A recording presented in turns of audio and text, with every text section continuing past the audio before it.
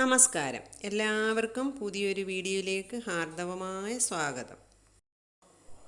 ഇന്ന് കടല കൊണ്ട് വളരെ സോഫ്റ്റായിട്ടുള്ളതും ടേസ്റ്റി ആയിട്ടുള്ളതും ഒരു പലഹാരമാണ് ഉണ്ടാക്കുന്നത്. ഇത് 4 മണിക്ക് ചായയുടെ കൂടെയൊക്കെ കഴിക്കാൻ വളരെ നല്ല ഒരു പലഹാരമാണ്. ഇതെങ്ങനെയാണ് ഉണ്ടാക്കുന്നത് നമുക്കൊന്ന് കണ്ടു നോക്കിയാലോ. ഇതിനായി ആദ്യം ഒരു പാത്രത്തിൽ നമുക്ക് 1 കപ്പ് വെള്ളം എടുക്കാം. സാധാരണ പച്ചവെള്ളമാണ് എടുക്കേണ്ടത്. ഇനി ഇതിലേക്ക് നമുക്ക് ഉപ്പ്, പഞ്ചസാര 2 സ്പൂൺ എടുക്കണേ. ഓയിലും 2 സ്പൂൺ വേണം. ഇത് ചേർത്ത് നമുക്ക് നല്ലതുപോലെ മിക്സ് ചെയ്യണം.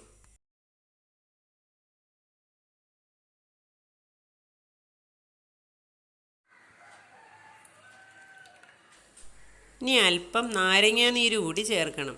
സിട്രിക് ആസിഡ് ഉണ്ടെങ്കിൽ അത് ചേർത്താലും മതി.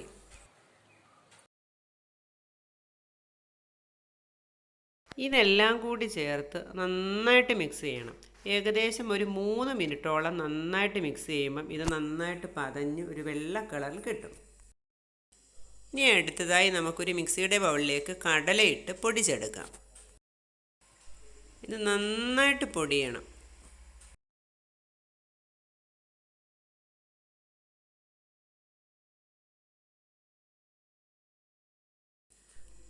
ഈ കടലപ്പൊടി ഇനി നമുക്ക് നേരത്തെ തയ്യാറാക്കി വെച്ചില്ലേ ആ വെള്ളം, അതിൽ ചേർത്ത് നല്ലതുപോലെ യോജിപ്പിച്ചെടുക്കണം.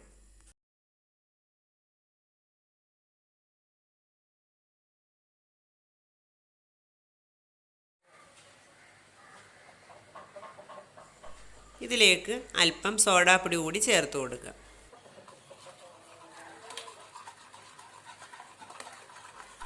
കട്ടയൊന്നുമില്ലാതെ നന്നായിട്ട് യോജിപ്പിച്ചെടുക്കണം. ഈ ഒരു രീതിയിൽ നമുക്ക് യോജിപ്പിച്ചെടുക്കാം.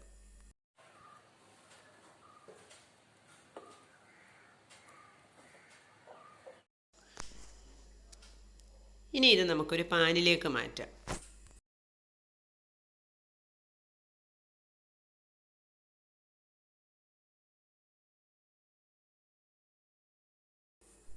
ഇത് ആവിയിൽ വേവിച്ചെടുക്കണം. അതിനുവേണ്ടി നമുക്കൊരു പാനിൽ വെള്ളം ഒഴിക്കാം.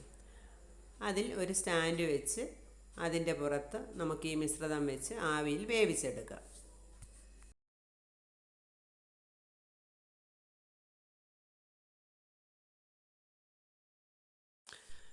ഒരു 10 മിനിറ്റൊക്കെ ആകുമ്പോഴേക്കും ഇത് നന്നായി വെന്ത് കിട്ടും.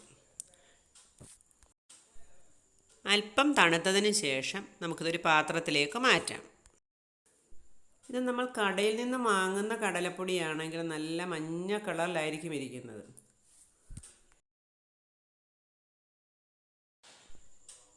ഇനി ഇത് നമുക്ക് കട്ട് ചെയ്യാം.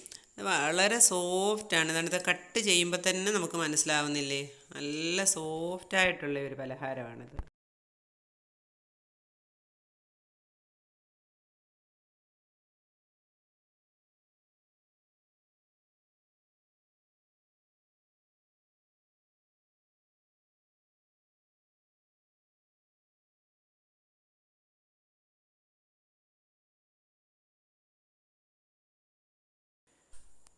ഇനി ഒരു പാൻ അടുപ്പത്ത് വെച്ച് അത് അല്പം വെളിച്ചെണ്ണ ഒഴിക്കാം.